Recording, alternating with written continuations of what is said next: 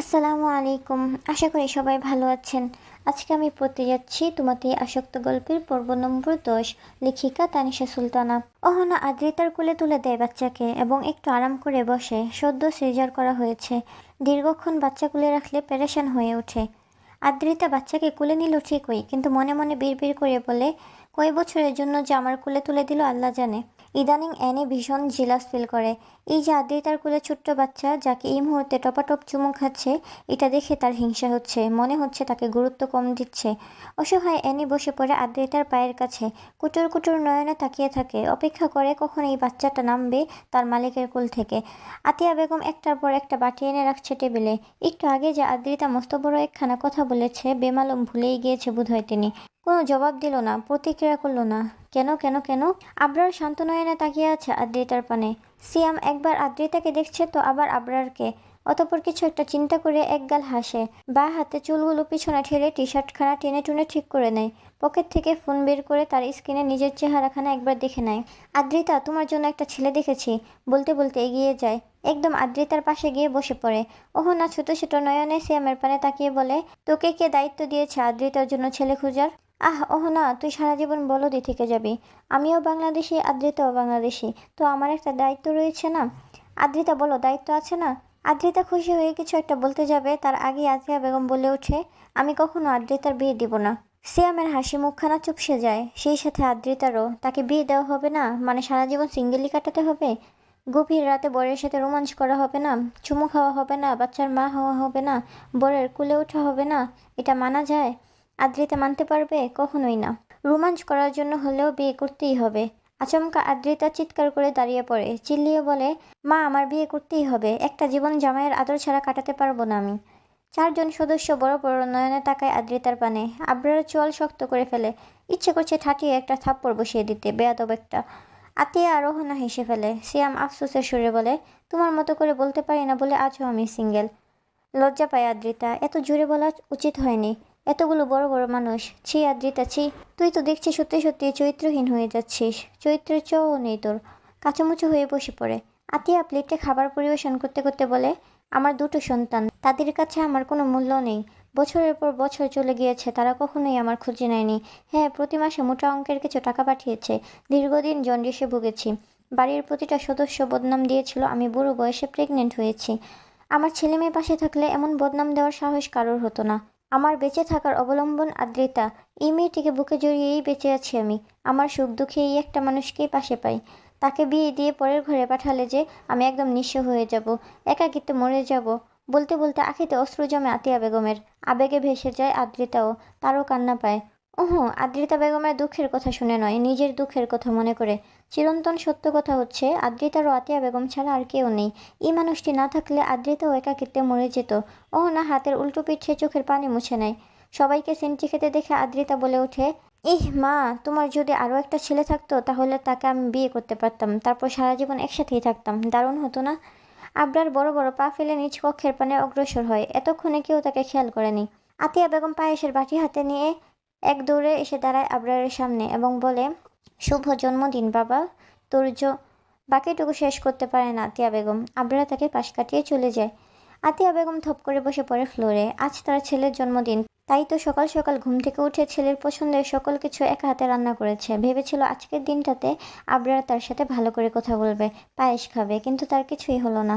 খুব বেশি ভুল করেছিল কি সে? মস্ত বড় অপরাধী। সিয়াম হতাশ হয়, অহনাও কেঁদে ফেলে। আদ্রিতা চোয়াল শক্ত করে ফেলে। এক রাশ রাগ জন্মায় আবরারের উপর। ইচ্ছে করছে বড় বড় চুলগুলো টেনে ছিঁড়ে দিতে। সেই সকালে কারোরই আর খাওয়া হয় না। আতিয়া বেগম নিজ কক্ষে দরজা আটকে কাঁদছে। অহনা তৈরি হতে গিয়েছে। আজকে তাকে হাসপাতালে যেতে হবে চেক আপ করাতে। অহনার স্বামী হিমেল এবং শাশুড়ি এসে বসে আছে। তারাই নিয়ে যাবে ডাক্তারের কাছে। বাবু এখন হিমেলের কোলে। আদ্রিতা এনিকে কোলে নিয়ে একটু বাইরে বের হয়। আজকেই প্রথমবার বাইরে বের হলো আদ্রিতা। কাউকে বলে আসেনি। সাথে এনেছে আতিয়া বেগমের ফোনখানা। আসিফ আদনান রিপ্লাই করেছিল মেসেজের এবং বলেছে আজকে কল দিবে। এখানকার মেয়েগুলা বেশ সুন্দর। জিন্স টপ শর্টস যে ড্রেস পরুক না কেন, তাদের বেশ সুন্দর লাগে। আদ্রিতা রাস্তার এক কোণা দিয়ে হাঁটছে এবং রাস্তা দিয়ে যত মানুষ যাচ্ছে সবাইকে পর্যবেক্ষণ করছে। সরু রাস্তার দুই পাশেই রয়েছে ছোট ছোট বাড়ি। বাংলাদেশের ঢাকা শহরের মতো উঁচু উঁচু বিল্ডিং দেখা যাচ্ছে। অতিরিক্ত যানবাহনও নেই। রিক্সা, অটো, টোটো, টেম্পো ঠেলা গাড়ি কিছুই নেই, শুধু একটু পর পরই লাল কালো সাদা রঙের 4 চাকার গাড়ি দেখা যাচ্ছে। খুব বেশি জোরে ড্রাইভ করছে না, বরং রয়ে শয়ে ধীরে সুস্থে। হাঁটতে হাঁটতে কত দূর চলে এসেছে জানা নেই আদ্রিতার, তবে পা ব্যথা করছে। কুল থেকে অ্যানিকে নামিয়ে রাস্তার পাশে বসে পড়ে। তখনই ফোন বেজে ওঠে। স্ক্রিনে আসিফ আদনান নামটা ভেসে উঠেছে। আদ্রিতার ঠোঁটের কোণে হাসি ফুটে ওঠে। তাড়াহুড়ো করে রিসিভ করে। হ্যাঁ, আমি আদ্রিতা। উপাস থেকে হাসির শব্দ ভেসে আসে। হ্যাঁ, চিনতে পেরেই কল করেছি। কেমন আছো? ভালো আছি, আপনি? আমিও ভালো আছি। সুইজারল্যান্ডের কোথায় আছো? জুরিক শহর মেবি। সেখানে আমার নানুর বাড়ি। বছরে একবার যাওয়া হয় আমার। কতদিন থাকবে তুমি? 2-3 মাস মনে হয়, সঠিক জানি না তো। ঠিক আছে, আমি আসছি এই মাসের মধ্যেই। জরিক নদী দেখেছো? আমাকে এখানে ঘুরতে নিয়ে যাওয়ার মতো কেউ নেই, কিছুই দেখতে পারিনি। আচ্ছা, আমি এসে ঘুরতে নিয়ে যাব। আদ্রিতার খুশি আর দেখে কে। মনটা নেচে ওঠে পেকুম তোলে। কিছু বলার জন্য হাঁ করে তখনই ভেসে আসে এক গম্ভীর কণ্ঠস্বর। এই নিয়ে 3বার এই কণ্ঠ শুনল আদ্রিতা। এখানে কি করছো? চমকে পিছনে তাকায় আদ্রিতা। কালো রঙের একখানা গাড়ি থেমে আছে ঠিক তার পিছনে। গাড়ির কাচ নামানো, সেই কাচের মধ্যে দেখা যাচ্ছে আবরার তাসনিনের গভীর মুখশ্রী। হাত ফসকে ফোনখানা পড়ে যায় আদ্রিতার। এনি পরিচিত মুখ দেখে এক দৌড়ে গাড়ির নিকট চলে যায়। মেও মেও আওয়াজ তুলে ডোর খোলার ইঙ্গিত দেয়, কিন্তু পাষাণ আবরার খুলে না ডোর। আদ্রিতা মাথা নিচু করে ফেলে, কুলের মধ্যে থাকা ফোনখানা তুলে কানে নেয়। ছোট স্বরে বলে, আমার ভাই এসেছে, রাখছি, পরে কল করব। পরপরই কান থেকে ফোন নামিয়ে দাঁড়িয়ে পড়ে। আবরারের কপালে ভাঁজ পড়ে। ভাই এসেছে? ভাই? আবরার তার ভাই হয়? আদ্রিতা দাঁড়িয়ে পড়ে, 2 পা এগিয়ে এসে অ্যানিকে কোলে তুলে নেয় এবং মাথা নিচু করে বলে, ঘুরতে এসেছিলাম, যাচ্ছি বাসায়, বলেই হাঁটতে শুরু করে। আবরার গাড়ি থেকে নামে, বড় বড় কদমে আদ্রিতার সামনে এসে দাঁড়ায়। প্রথমেই হাত থেকে ফোনখানা টেনে নিয়ে ছুঁড়ে মারে দূর অজানায়। ফোনখানা কোথায় গিয়ে পড়ে তার হদিশ নেই। আদ্রিতা বড় বড় নয়নে তাকায় আবরারের পানে। এটা কি করলেন আপনি? মায়ের ফোন, এটা ফেললেন কেন? কৈফিয়ত দেওয়ার মতো মানুষ আবরার নয়। তাই কোনো কৈফিয়ত না দিয়ে আদ্রিতার বা হাতখানা মুঠোয় পুড়ে নেয় এবং টানতে টানতে নিয়ে আসে গাড়ির নিকটে। আদ্রিতা সমান তালে বকবক করতে থাকে, কি করছেন আপনি? আমাকে জোর করতে হবে না, ভালোভাবে বললেই আমি গাড়িতে উঠে বসবো। হাত ছাড়ুন। টানাটানি দরকার নেই তো। তবে সেই সব কথা শুনে না আবরার। গাড়ির দরজার কাছে এনে আদ্রিতার হাত ছেড়ে দেয়। পরপরই নিজে বসে পড়ে ড্রাইভিং সিটে এবং আদ্রিতাকে টেনে নিয়ে নিজের কোলে বসিয়ে দেয়। আশ্চর্য, আদ্রিতার কয়েক সেকেন্ড সময় লেগে যায় কোথায় বসে আছে বুঝতে। পরপরই অনুভব করে তার পিঠের উপর দিয়ে একটা দড়ি চলে গেল। মানে গাড়ির সিট বেল্ট বেঁধে নেয় আবরার আদ্রিতা সহ। এটা কি করছেন? এভাবে কি করে যাব? আমাকে পাশে বসিয়ে দিন, নিচু স্বরে বলে আদ্রিতা। এনি পড়ে আছে পাশের সিটে। সে গাড়িতে উঠতে পেরেই খুশি। আদ্রিতার সাথে কি হচ্ছে সেদিকে খেয়াল নেই তার। আবরার যেন শুনছেই না আদ্রিতার কথা। তবে আদ্রিতা চুপ থাকতে পারছে না। এভাবে বসে যায়? ছি ছি। অস্বস্তিতে ঝেঁকে ধরেছে।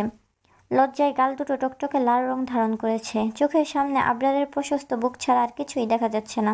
নাকে ভেসে আসছে জেন্টস পারফিউমের কড়া ঘ্রাণ। গলা শুকিয়ে কাটকাট হয়ে গিয়েছে। ইতিমধ্যেই হাত পায়ে মৃদু কম্পন অনুভব করছে। আদ্রিতা পুনরায় বলে, ভাইয়া আমাকে। বাকিটুকু শেষ করার আগেই আবরার চাপা স্বরে বলে ওঠে, আই এম ইয়োর হাজব্যান্ড।